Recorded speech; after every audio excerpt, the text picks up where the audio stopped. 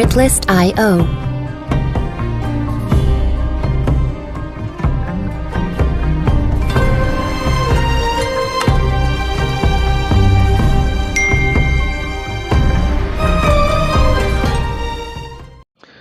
Assalamu alaikum students, welcome back once again to my YouTube channel EWF. My name is Fazal and today I am going to teach you present indefinite tense. So let's get started. First of all, I would like to teach you its usage. Where do we use present indefinite tense? So present indefinite tense is used for repeated actions, whether be it general truths, whether be it habits and whether be it daily routines. In present indefinite tense को हम repeated actions के लिए इस्तेमाल करते हैं, उन actions के लिए इस्तेमाल करते हैं जो बार बार रिपीट होते हैं। तो एक एक्शन की रिपीटिशन के लिए हम प्रेजेंट इंडेफिनिट टेंस को इस्तेमाल करते हैं, चाहे फिर वो जनरल ट्रूथ्स हो क्योंकि वो बार बार रिपीट होते हैं, या हमारे हैबिट्स हो, हैबिट्स भी बार बार रिपीट होते हैं, या डेली रूटीन्स हो तो वो भी बार बार रिपीट होते। इस रिपीटिशन को बताने के लिए हम प्रेजेंट इंडेफिनिट टेंस इस्तेमाल करते हैं। Now let's talk about its structure. So structure की बात करें तो सबसे पहले हम सब्जेक्ट के इस्तेमाल करते हैं, फिर उसके बाद हम वर्ब का फर्स्ट फॉर्म इस्तेमाल करेंगे, फिर उसके बाद हम ऑब्जेक्ट की इस्तेमाल करेंगे। इसमें एक बात याद रखनी चाहिए कि वर्ब जो हमारे पास यहाँ पर होता है उसमें हम कुछ चेंजेस करते हैं अकॉर्डिंग टू सब्जेक्ट। यानी जब सब्जेक्ट हमारे पास ही, शी, इट या सिंगुलर नाउन्स हो तो इस सूरत में हम वर्ब में ES या S का इजाफा करते हैं। अब कहाँ पर हम ES का इजाफा करेंगे, कहाँ पर सिर्फ S का इजाफा करेंगे, तो इसमें ये बात समझने की है कि अगर वर्ब के आखिर में हमारे पास S हो या डबल S हो या SH हो या CH हो या X हो या O हो तो इस सूरत में हम वर्ब के आखिर में ES का इजाफा करेंगे। लेकिन अगर वर्ब के आखिर में ये चीज़ें ना हो, S ना हो, डबल S ना हो, SH ना हो, CH ना हो, X ना हो, O ना हो तो इस सूरत में हम सिर्फ और सिर्फ S का इजाफा करते हैं। तो पहला रूल ये है कि हम वर्ब के आखिर में इस सूरत में ES या S का इजाफा करेंगे जब हमारे पास सब्जेक्ट ही, शी, इट या सिंगुलर नाउन्स हो। दूसरी रूल ये है कि जब ES या S का इजाफा करेंगे तो कहाँ पर ES का इजाफा करेंगे, कहाँ पर S का करेंगे। तो मैंने बताया कि वर्ब के आखिर में अगर S हो या डबल S हो या SH हो या CH हो या X हो या O हो तो इस सूरत में ES का इजाफा करेंगे, वरना सिर्फ S का इजाफा करेंगे। तो एग्जाम्पल के थ्रू देखते हैं और इसको समझने की कोशिश करते हैं। पॉजिटिव सेंटेंस का स्ट्रक्चर मैंने बताया कि सबसे पहले हम सब्जेक्ट इस्तेमाल करेंगे, वर्ब का फर्स्ट फॉर्म इस्तेमाल करेंगे और इसमें ES या S का इजाफा अकॉर्डिंग टू सब्जेक्ट करेंगे, फिर उसके बाद हम ऑब्जेक्ट का इस्तेमाल करते हैं। Example, she goes to school daily, वो रोज़ाना स्कूल जाती है। तो ये एक डेली रूटीन है। तो इस डेली रूटीन को बताने के लिए हमने प्रेजेंट इंडेफिनिट टेंस का इस्तेमाल किया क्योंकि डेली रूटीन में रिपीटिशन पाई जाती है। तो इस रिपीटिशन को बताने के लिए हमने प्रेजेंट इंडेफिनिट टेंस को इस्तेमाल किया है। यहाँ पर स्ट्रक्चर की बात करें तो सबसे पहले हमने सब्जेक्ट इस्तेमाल किया। सब्जेक्ट हमने शी का यूज़ किया है। यहाँ पर हमने बताया था जब सब्जेक्ट हमारे पास शी हो तो इस सूरत में हम ES या S का इजाफा करेंगे।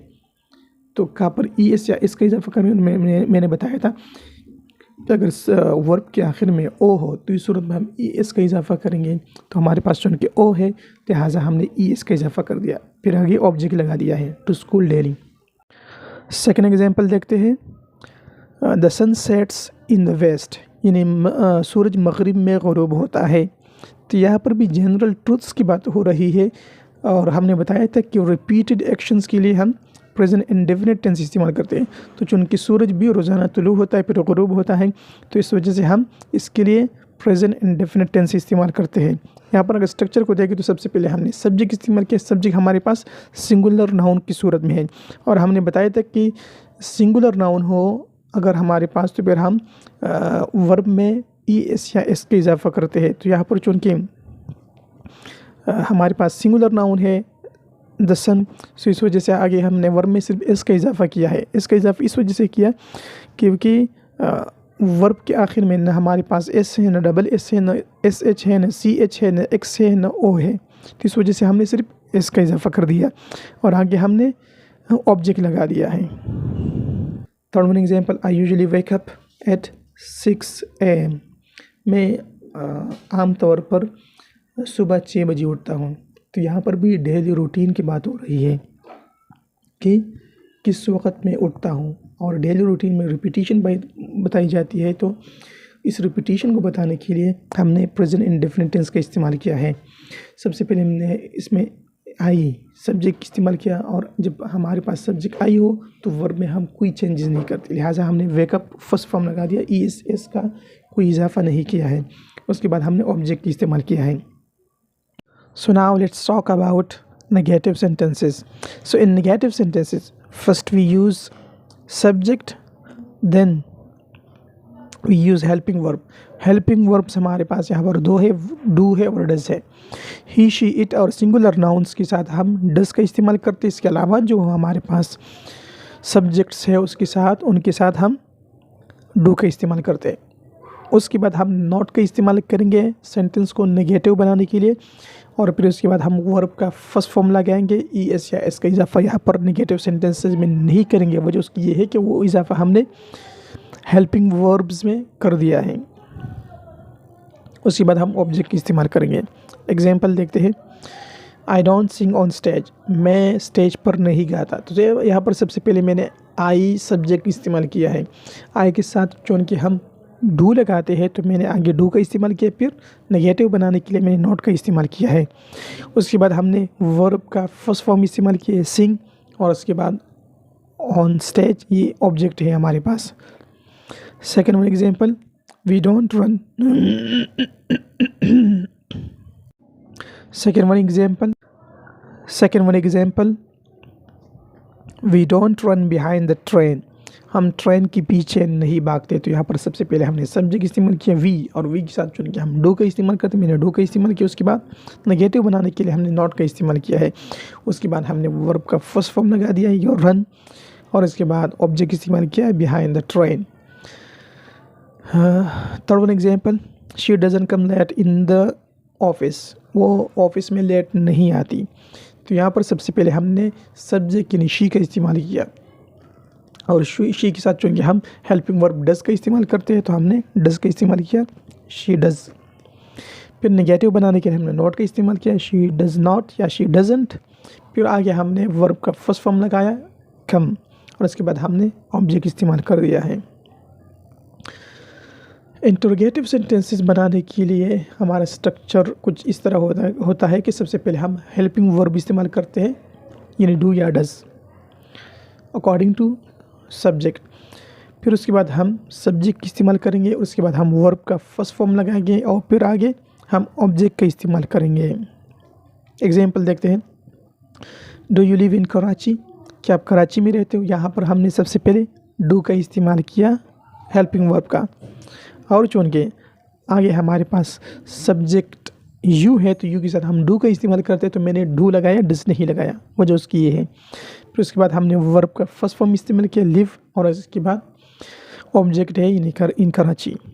Second one example, does she look beautiful. क्या वो खूबसूरत लगती है। तो यहाँ पर सबसे पहले हमने हेल्पिंग वर्ब इस्तेमाल किया है डज, क्योंकि आगे हमारे पास सब्जेक्ट शी है, शी के साथ हम डज का इस्तेमाल करते हैं, तो इस वजह से मैंने डज लगाया शुरू में।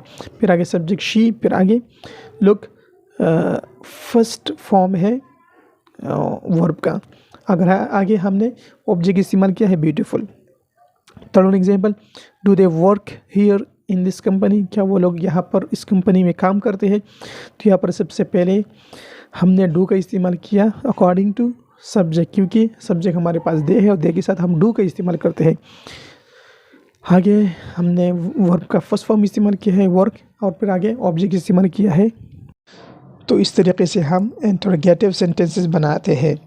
अब अगर आप इंटरोगेटिव सेंटेंसेस में आप WH क्वेश्चन लगाना चाहो तो भी बहुत ईजीली आप लगा सकते हो। आप बस हेल्पिंग वर्ब से पहले WH क्वेश्चन लगा दो, बाकी इंटरोगेटिव वाला स्ट्रक्चर यूज़ करो तो वो खुद ब खुद जुमला बन जाएगा। यानी सेंटेंस की बिल्कुल शुरू में आप WH क्वेश्चन लगा दो, बाकी जो इंटरोगेटिव वाला स्ट्रक्चर है उसको यूज़ करो तो आपका जुमला बन जाएगा। For example, where do you live, what do you do, where do you go daily. तो यहाँ पर सबसे पहले हमने क्या किया, WH क्वेश्चन लगा दिया, वेयर, व्हाट, वेयर। फिर उसके बाद हमने डू यानी हेल्पिंग वर्ब का इस्तेमाल किया, क्योंकि आगे हमारे पास सब्जेक्ट यू है, यू के साथ हम डू इस्तेमाल करते हैं, तो इस वजह से हमने डू का इस्तेमाल किया। फिर आगे सब्जेक्ट्स है, यू तीनों में यू सब्जेक्ट है। फिर आगे बाद हमने इसके बाद वर्ब का फर्स्ट फॉर्म इस्तेमाल किया है। तो इस तरीके से हम प्रेजेंट इंडेफिनिट टेंस बनाते हैं। उम्मीद है कि समझ में आ गया होगा। मज़ीद लर्निंग के लिए keep watching my videos and keep